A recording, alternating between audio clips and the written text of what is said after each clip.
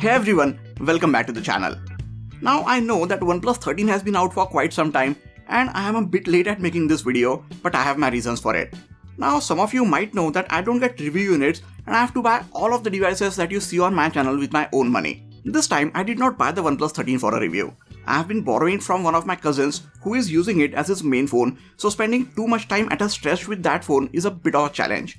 I however managed to use it on and off for enough time to take 1000 image and video samples with it. And during that time, the phone also got quite a few software updates which promised to make the cameras better. But did it? Anyway, I just wanted you guys to know this because from the comments, I know a lot of you were waiting eagerly for the video. Alright, now back to the video. Hey guys, it's Sagar, and in this video, we are going to take a very detailed look at all the cameras on this OnePlus 13. Now this part of the video, and actually all the parts that you guys see my face in, is being shot on the main rear camera of the OnePlus 13 in 4K 30fps. This is so that you guys can know that how this phone handles the walking head type situations. And even the audio is being recorded internally, so you guys can be the judge for yourself how this phone handles vlogging like situations. Now we have over 100 image and video samples to look at. But before we get to them, I think we should take a brief look at the specifications of all the cameras on this phone for the people who aren't too familiar with it. Main camera at the back gets a 50 megapixel Sony Light 808 sensor with f1.6 aperture and 23mm lens. This is the exact same main camera that we got on last year's OnePlus 12. Ultra-wide angle camera gets another 50 megapixel sensor, but this one is Samsung's ISOCELL JN5 sensor and it is coupled with f2.0 aperture and 15mm ultra-wide angle lens. This one gets autofocus, so it can set the focus on very close by objects for taking macro shots. The final camera at the back gets another 50 megapixel sensor, and this one is again from Sony. It's a Light 600 sensor and it has f2.6 aperture and 73mm or 3x telephoto lens in front of it. At the front, this OnePlus 13 gets their favorite 32 megapixel Sony IMX615 image sensor with f2.4 aperture and 21mm focal length. And just like previous years, it's a fixed focus camera.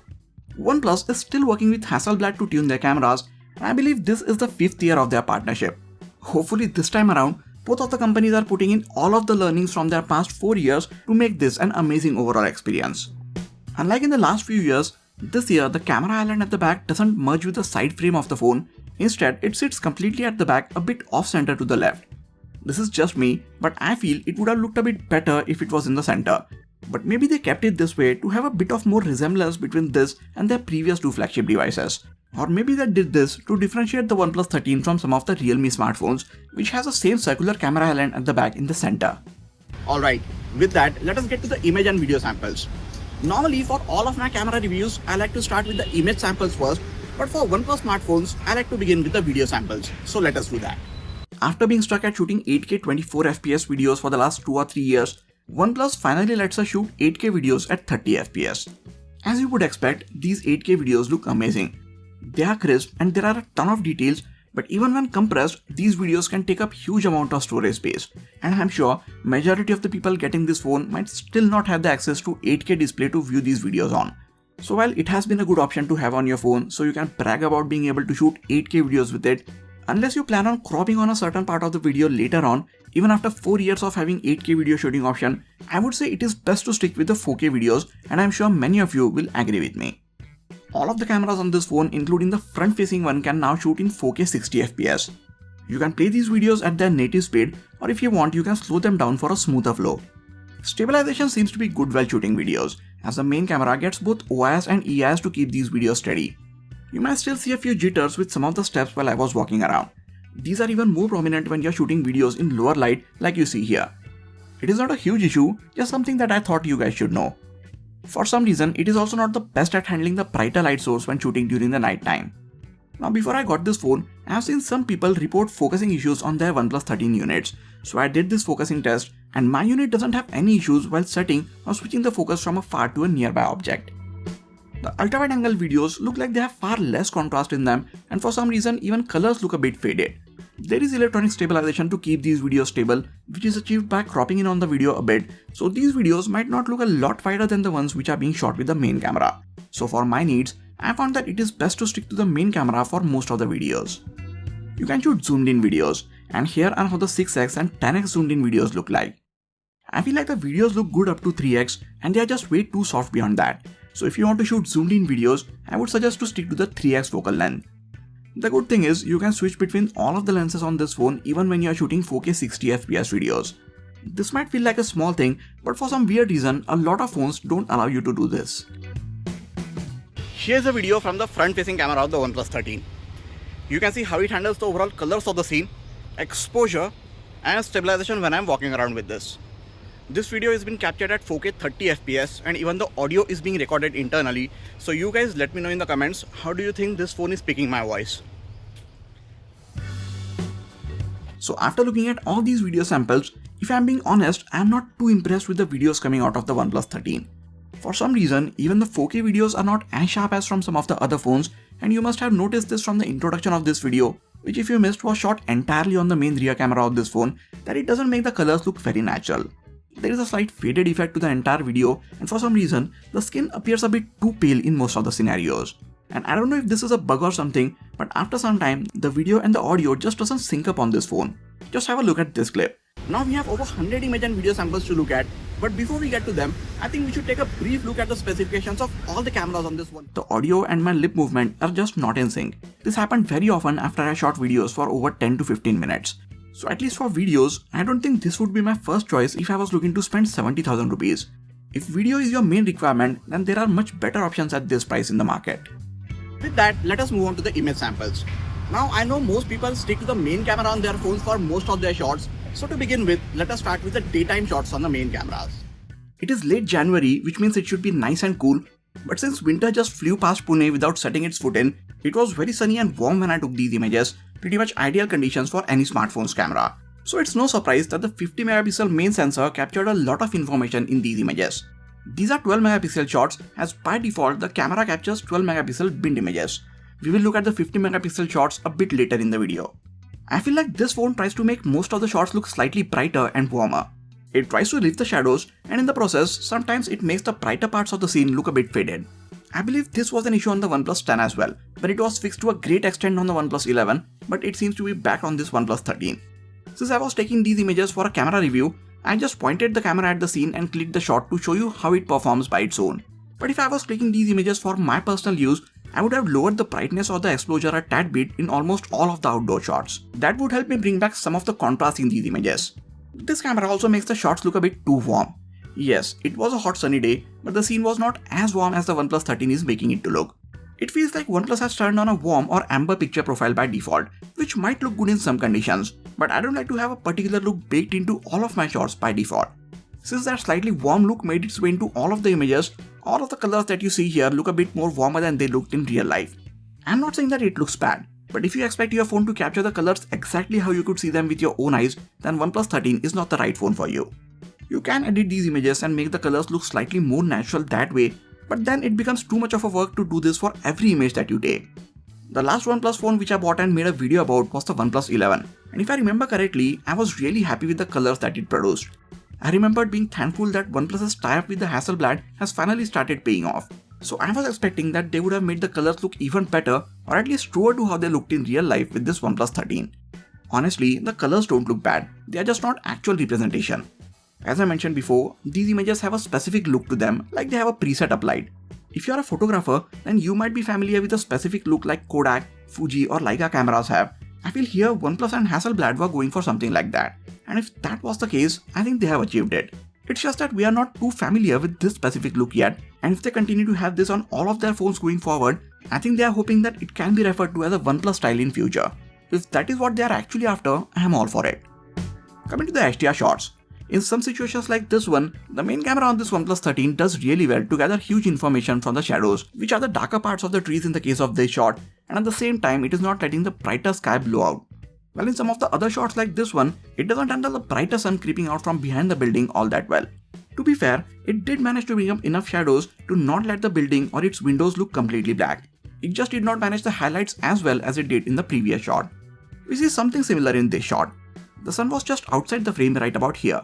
The phone did well and did not let the bright sky being completely blown out, and it also managed to retain a lot of information in the shadows, but in that process it also added an overall faded look to the entire shot, as if the processing took away all of the contrast in the hopes of lifting the shadowed parts. It did this on more than one occasion, so I had to edit some of the images later on while I was reviewing them. As I said at the beginning, the camera tends to overexpose its shots, So in this case, it helps if you tap on the brightest part of your subject or lower the brightness manually for these kind of images. I wish OnePlus tweaked the image processing algorithm a bit to make the phone take more consistent images for every time I point the camera at such scenes. As we saw in the focusing test, the main camera on this phone is quick at setting the focus on any nearby object. If you are coming from a much older phone which had a 12 or a 16 megapixel camera, then you will take a bit of time getting used to the minimum focusing distance on these newer phones because of the huge image sensor that they have. But once you get used to it, you will start taking amazing close-up shots where the subject of the image is in sharp focus and rest of the background is very nicely blurred out. These are not portrait shots, so the blur that you see in the background is all natural and optical. If you have the auto macro mode turned on, the phone switches to the macro lens if you move closer to your subject. And if you are not looking to take macro shots, this can get very annoying. So I have this feature turned off and I only switch to it when I want to take macro shots manually. It's not just with this phone. I do this with all of the phones which don't have the macro mode as a separate mode that you need to switch to, like a portrait or a video mode and so on. Here are how the macro shots from the ultra wide angle lens look like. Now this mode lets you get very close to your subject, but since this lens doesn't have OIS, you will have to be very steady with your hands for these shots to look good. When you are this close to your subject, every minute vibration can result in a blurry shot. So if you have a steady pair of hands, or if you can take support of something to steady your phone, these macro shots look really good. The wide lens also lets you take, well, wide angle shots. These shots let you get more of the scene in your image. So the main camera gets a 23mm lens and the ultra wide one gets a 15mm one. These are not exactly 0.5x shots compared to the main camera, like you get on some, or I should say most of the other smartphones, but they are wider than the ones from the main camera nonetheless. Here, I did not have any space to move back, so I couldn't capture the entire scene. Switching to the wide lens helped me with that. Although these ultra wide shots are being captured with a 50 megapixel sensor as well, but they are not as detailed and as sharp as the images from the main camera. Center of the frame in these images is the sharpest, but still not as sharp as the main camera, and the edges of the frame are a lot softer. Don't get me wrong, these wide shots still look good and more detailed than from any of the previous OnePlus phones. But you should also be aware that this 50 megapixel sensor is not the same as the main 50 megapixel one, and you should have your expectations set that way. One of the other things which you might have noticed by now is that there is a noticeable difference in the white balance and color temperature between these two lenses. The main camera captures a lot warmer looking shots, while ones from the ultra wide angle lens look a lot cooler in comparison. In reality, the colors of the scene looked more like what you could see with the ultra wide angle lens. OnePlus should have tuned in all of the cameras much better, so we won't have seen such a huge difference in the color temperature between these images. A bit more consistency between these lenses would have been nice. Now here are 1x, 3x and 6x digitally zoomed in shots compared side by side. 1x and 3x lens have actual optical lenses in corresponding focal lengths, whereas the 6x one is a digitally zoomed in shot. We again see a huge inconsistency in the way they capture white balance and color temperature. Here's another set of images. The 1x shot doesn't look too impressive, and while the 3x shot looks a lot better, I don't think I was able to get close enough with this 3x telephoto lens. Switching to the 6x digital zoom mode allowed me to take such an amazing shot. Honestly, if I wasn't told that it was a digitally zoomed in shot, I would have assumed it to be an optical zoom. This image is that clear. There is again a significant difference in the colors of these three shots, but it is not as apparently visible as it is in this next set of images. Hopefully this is something which can be fixed with a software update, and more importantly, I hope OnePlus is actually aware about this and is looking to fix this issue with one of their future software updates. You don't have to stop zooming at 6x. You have the option of zooming in even further, and thanks to the Snapdragon 8 Elite and its impressive AI image processing qualities, look at how good and sharp even the 12x digitally zoomed in shot looks. Again, you don't have to stop at 12x. We have seen before that 1x, 3x and 6x, all images look really good and detailed and are usable.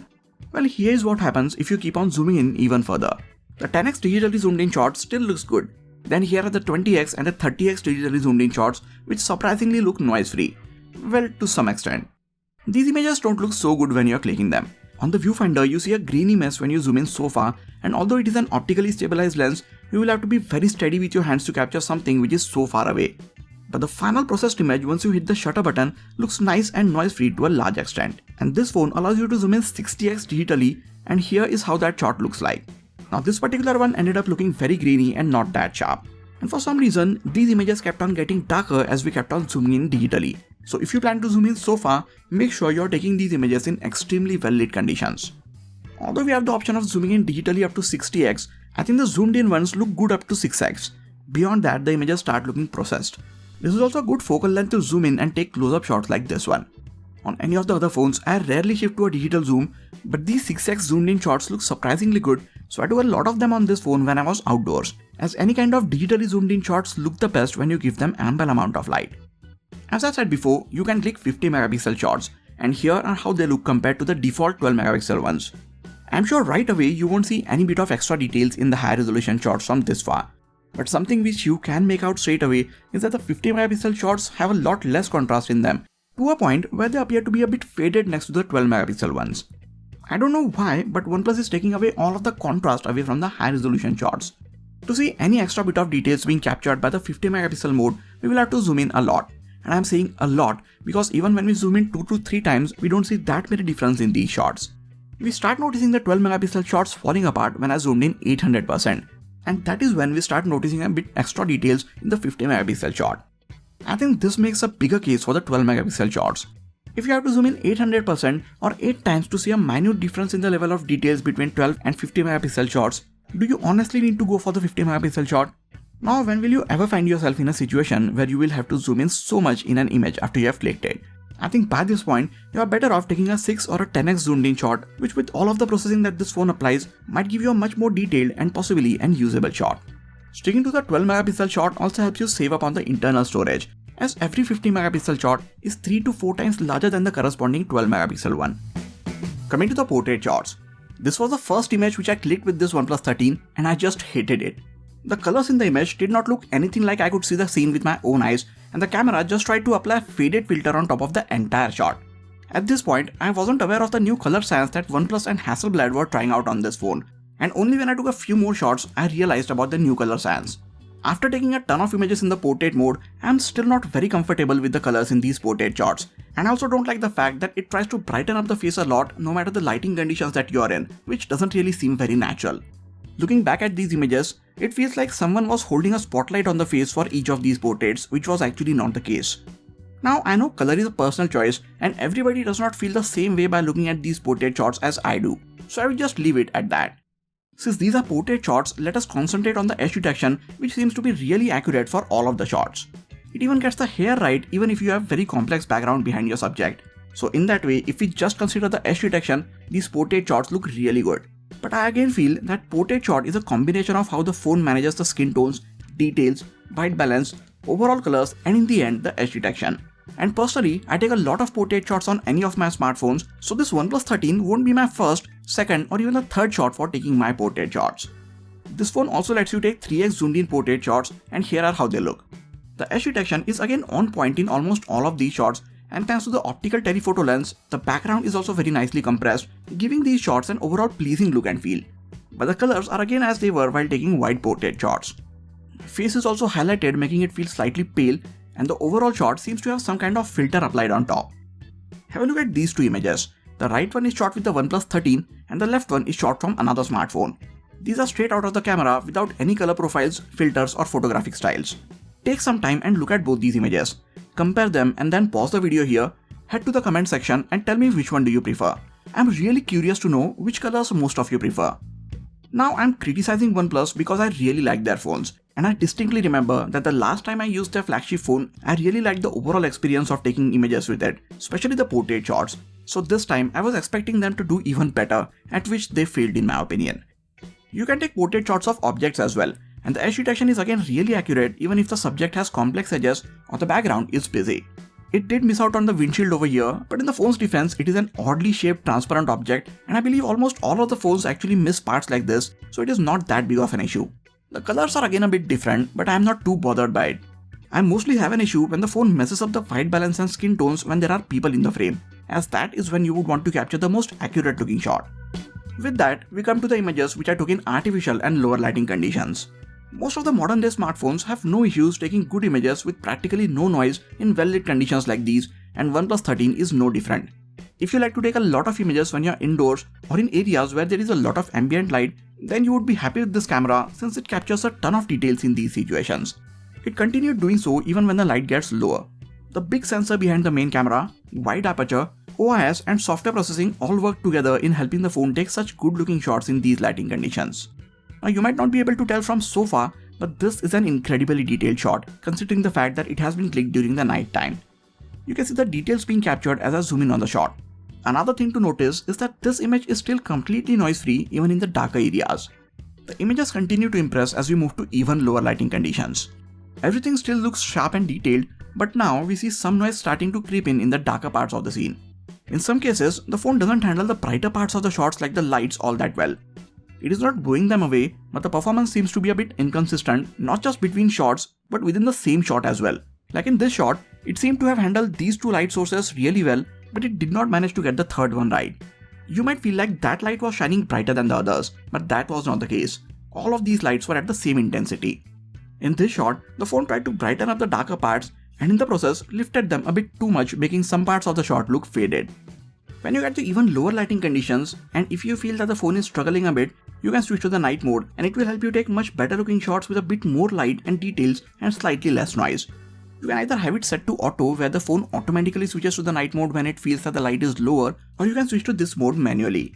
I prefer switching to this mode manually and I'll tell you the reason in a few moments. First, look at how good these images look. There is plenty of light in them, great amount of details and very less noise. And all of these were captured in conditions where the light was extremely low. I could not see these things or the scenes so clearly as you could see them in these images. But all of this also comes at a cost. How the OnePlus 13 and actually all of the other phones capture the night mode shots is that they keep the shutter open for a longer time, typically over 1 to 2 seconds, so more light reaches the sensor, and they hope that the users will hold the phone very steady while the image is being captured. This sounds a lot simpler than it is. It is really difficult for most people to hold the phone steady for 2 to 3 seconds, so there are chances of the shot being blurry because of small movements on the hand. Or if you are trying to take images of people, there are even more chances that some of them will be moving during this time, again resulting in a blurry shot. For this reason, I decide when the phone takes night mode shot. It is typically when I know that I can hold the phone steady or I have something around to rest my hand on, or when I don't have people in the frame. That being said, if you have the patience for all of this, you will end up with a very good looking low light shot. I feel this phone is capturing much better looking colors in lower light as they don't look too different from the scene that I was capturing. You can also take night mode shots with a wide lens. These ones look so much better than the wide shots without this mode, because the wide lens has a smaller sensor and aperture combo which does not let as much light on the sensor as the main camera does. So in a way, night mode is much more important on this wide lens. Just be aware that these ones look nowhere as good as the ones from the main camera and they have a lot more noise in them, but they are still better than the low light shots on this lens without the night mode. Now these are low light shots on the telephoto lens. This one is without the night mode and I think it turned out alright with good enough details and not a lot of noise. I can't say the same about this next one. As you can see, both the 3x optically zoomed in one and 6x digitally zoomed in one are filled with ton of noise. This was a very low light shot, so I had switched on the night mode, but even that doesn't save the shots from the telephoto lens. These ones look decent when there is plenty of ambient light around like in this case, but I got these kind of results very rarely from the telephoto lens. So for most of my low light shots, I just stayed away from switching to both the telephoto and the ultra wide angle lenses. That brings us to the front facing camera. These selfies are being clicked with a 32 megapixel sensor and the images seem to have a lot of information, but for some reason they still don't seem to have a lot of details in them. They look good, but I wish there were slightly more details in the shots. There is also some obvious skin smoothing, and again, just like while taking portrait shots with the rear camera, it appears to be making the faces appear slightly brighter than they actually are. Colors look okay, and again, I am not very happy with the skin tones as I am looking very pale in all of these selfies. Trust me, that is not the actual color of my skin. It is not as pale or yellow as this phone is showing it. In some of the shots, the colors also appear to be a bit faded, especially when I took them in lot of sunlight. Same thing could be observed in these portrait selfies as well. Colors are a bit faded in some of the shots and skin tones is not captured accurately, but I feel like these ones look slightly more detailed than the normal selfies. Or maybe they seem to be more detailed because everything around the subject is blurred out. In terms of edge detection, it is doing a really good job. It separates the hair and even the glasses from the background, which is really nice and something that most of the phones get wrong. So with that, we have seen over 125 image and video samples from all of the cameras on this OnePlus 13 and have some really mixed results. As I mentioned, the last OnePlus device which I used was the OnePlus 11 and OnePlus had made some really big strides in the camera department on that phone. As we all know, before that they were pretty behind when it came to cameras. I only assumed that they must have built on that and took the camera performance to the next level in the last 2 years, but it seems like they have actually taken a few steps back. Don't get me wrong, I did like the details in its images. The image sensors are good and well optimized to capture less noise in most of the shots. I also like the versatility that it provides with the ultra wide and telephoto lens, and the clarity in the zoomed in shots is just amazing up to 6 or even 10x. It also does really well in lower lighting conditions. With that being said, I personally feel that they messed out the color sans on this phone. I don't actually mind Hasselblad colors if they want to call it that, but I think they should give it as an option. It should be like a filter or a color profile which you can switch to if you want, but they should also let the users be able to take images in natural color profile. And you guys also saw that it doesn't do that good in videos. The colors and contrast in videos is all around the place, and there are barely any details in the 4K videos. To be honest, I was planning to scrap the A-roll shots which you guys saw from the main camera of this phone and rewrite the script and record them with my DSLR camera. But then I thought you guys should know how the video really is, so I actually left the whole part in this video. All in all, I am not too impressed with this phone's camera. I know I am being too harsh, but that is what I honestly felt after using this phone for almost 4 months and taking over 1000 image and video samples with it. Initially, I was hoping that it would get better with updates, but it is mid-May right now, and even with all of the updates, many of the problems which I have mentioned have not been fixed or even acknowledged. If you are fine with the colors which you saw in this video, then by all means go for it. But if you prefer natural or true to life colors from your smartphone's camera, then I think you are better off trying some of the other phones in this price range. If you guys are looking to get the OnePlus 13, I will really appreciate if you get it from the affiliate links in the description section. That is it for this video, guys. Please hit the like button if you enjoyed this video and subscribe to the channel for a lot more quality tech videos like this. You can also check out some of the other videos from this channel. This has been Sagar, and I'll catch you guys in the next video. Take care.